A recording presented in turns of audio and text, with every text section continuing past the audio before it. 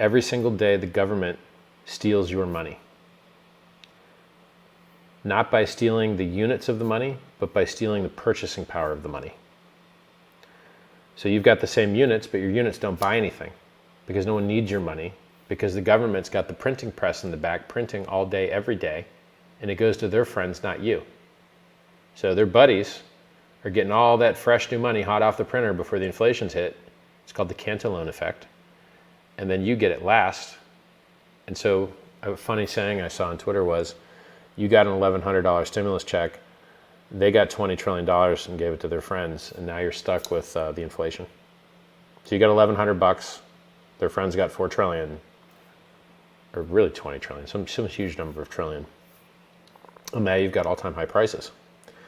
Now, something that I know so many things that most people don't, and since I got an hour to spend with you guys, I'm going to do my best to educate you. The Federal Reserve has two mandates. It's called dual mandate. One is to keep inflation at 2%. The other is to make sure everyone has jobs.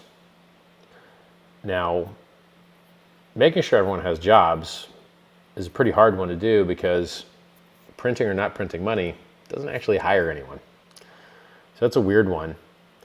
And so right now, they know that the inflation's too high. A couple days ago, they did a survey of all the people that are on the board of deciding whether interest rates are going to go up or not. And they all said, yeah, we're not going to lower rates in 2023.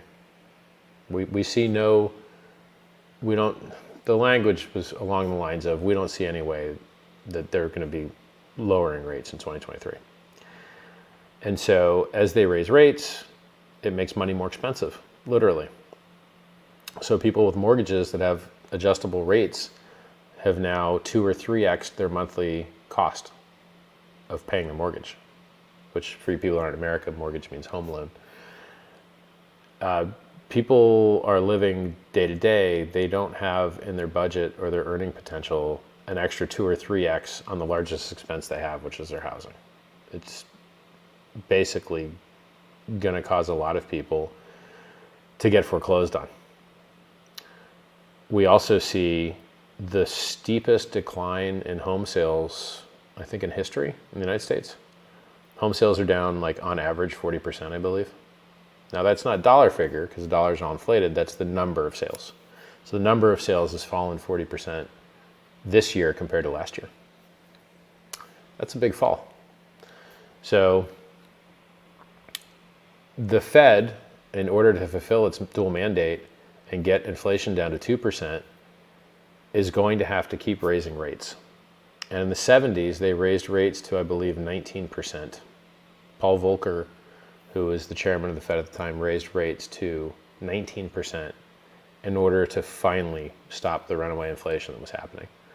And there was a period when his predecessor tried to lower rates early, and it didn't work, and the market responded even worse with even more inflation. And so the Fed has been trained to not let off early. And the indicators that they use to decide what they're going to do with interest rates are very laggy. I think they're on like a 6-month lag, 3 to 6 month lag, I'm not sure which. And so, you know, it's very likely they're going to overshoot, but maybe overshooting is better than, like, you know, not killing it and then it gets worse. It's like taking half of a round of antibiotics. You just train the thing you're trying to kill to be stronger. You need to take it until it's dead, not just train it to be stronger. So if interest rates keep going up, then the stock market should keep going down. If stock market keeps going down, Bitcoin should keep going down, which, by the way, if you look at the Grayscale net asset value to Bitcoin price, so Grayscale is a trust. Grayscale holds 3% of all the Bitcoin in the world. And I think it's like 330,000 Bitcoin, something like that. Maybe 380,000. They're trading, their stock price trades at 47% less than the value of the Bitcoin the trust holds. And I warned everyone, if you think buying the Grayscale Trust discount at 10% is a good deal, you're going to hate it when the Bitcoin price goes down and the discount on the stock goes down, and then you get killed twice. So, and that's exactly what happened to everybody. exactly what I warned about, as so often is the case. The grayscale discount kept getting bigger, and the Bitcoin price kept going down. And so now everyone that tried to buy the 10%, oh, what a deal, I'm getting 10% off, ultra wrecked. And I don't know when that will stop. If it does stop, I don't know. So, oh, and I love that Michael Saylor finally sold some Bitcoin, but apparently it was just for loss harvesting, and he rebought. But I love it when I call the top and he buys the top, and it's like, so who are you going to follow? The guy that got it right or the guy that got it wrong? People follow the guy that got it wrong. The idiot, the loser, the guy that lost money, Michael Saylor. They follow him. Why? Why would you follow the guy that bought the top on leverage? So the United States government every once in a while tries to help its citizens not get screwed, which is nice. That's nice for government to do.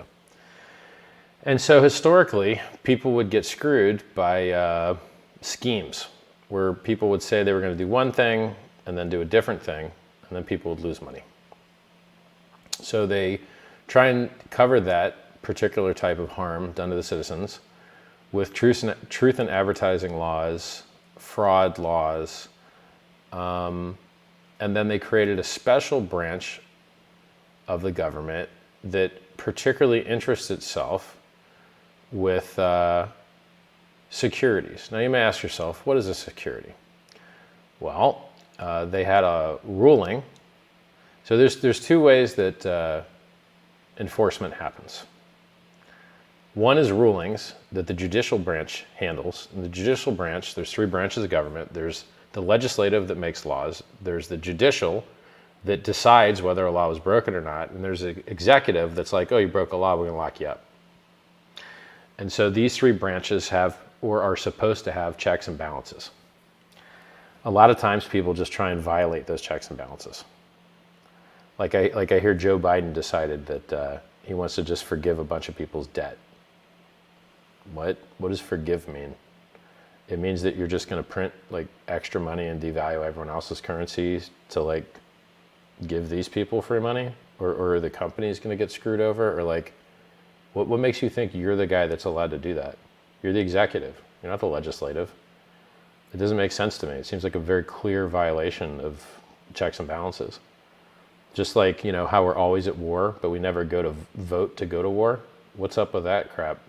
I thought we were supposed to vote to go to war. Why are we always at war? Without any declaration. What?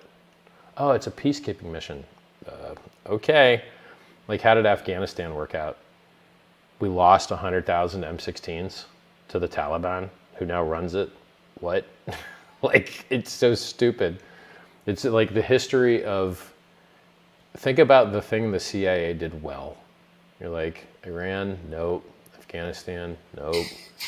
Cuba, I don't know, man. It just doesn't seem like it really worked out. Like the Bay of Pigs really failed really badly. Yeah, just, you know, it seems like they're not doing a great job. I don't, you know, monitoring all, against the Fourth Amendment, capturing all the communications of all the American citizens. How is that not a violation of the Fourth Amendment, right? Like, it doesn't, what? So, all right, back to securities laws. So basically, they created a branch of the government called the Securities and Exchange Commission that tries to help people not get scammed. And I think they forget that that's what they're supposed to be doing. Like, that's the reason they exist, is to stop people from getting scammed. But then they like get caught up in the intricacies of the laws, and then they don't think about whether they're really getting the job done. They get caught up in the minutia, I think. And then, you know, how many of these rug pull guys have been indicted? Not a single one that I'm aware of. Well, that's crappy. And how many people have lost money to rug pulls? Oh, God. Squid Game. It's worth 4.3 trillion. It went to zero. And it just, I do so much to try and protect people from getting scammed, and it saddens me to see them attacking people that aren't scamming. You know, you're like, We have no shortage of real scams in crypto. Please go get them. Why are you gonna? I mean, I give an example. So there's another branch of government called the Treasury, and they can put people on a special designated list that you're not allowed to transact with them. People. And so they decided, hey, you know what? I know that the law says, now this I'm not 100% read up on. So I haven't read the specific law that empowers them. So this is a little bit of a guess going on here. But since Coinbase has sued them along these lines, it's probably the case. And I think also Coin Center sued them as well, but check it. They just added a smart contract and a website to the humans list that you're not allowed to do business with. You're like, hey guys. That would affect sanctions or whatever? Yeah, the Office of Foreign something. You're like, hey guys, this is a list of humans. You can't just add ideas to it, or books, or code, or a Keller. This is a list for humans.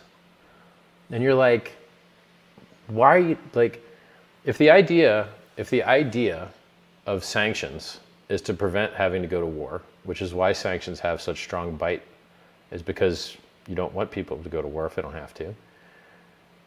If the idea of this, it's like they added Tornado Cash to a list because North Korea was apparently hiding money that they stole. Okay, why is hiding money that they stole bad?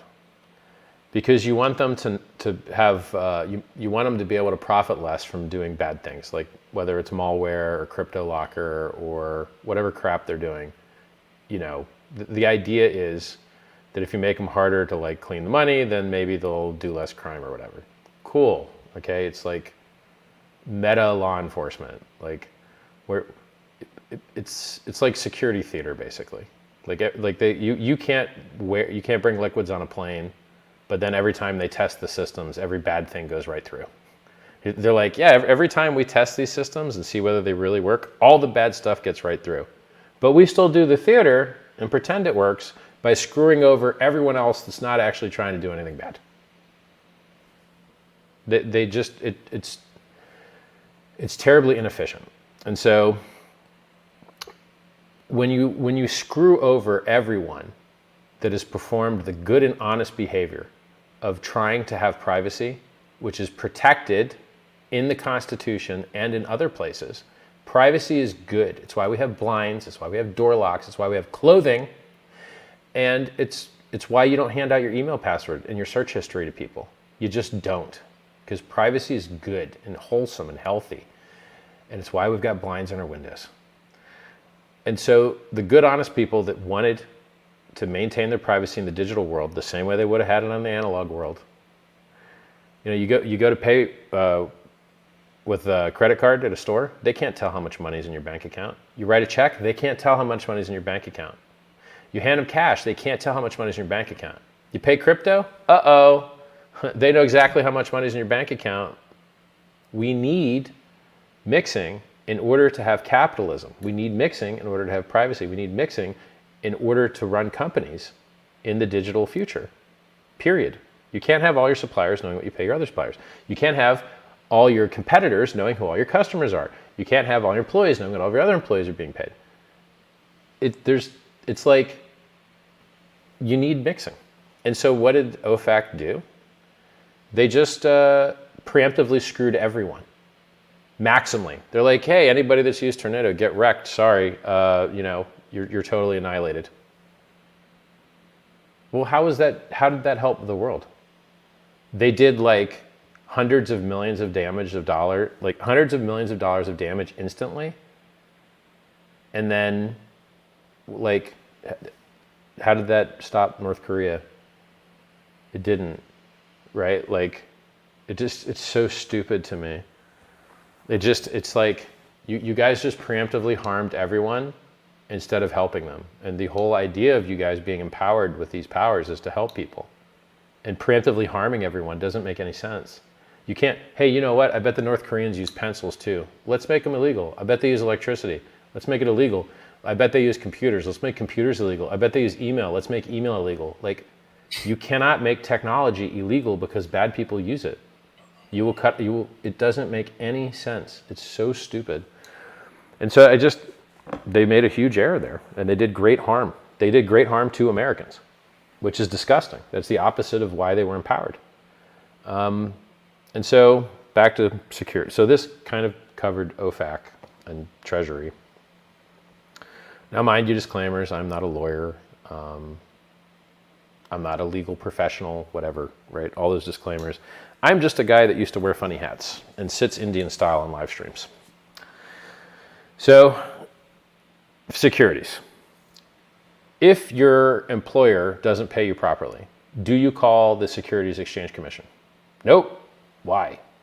Because they are not empowered with regulating business-employee relationships.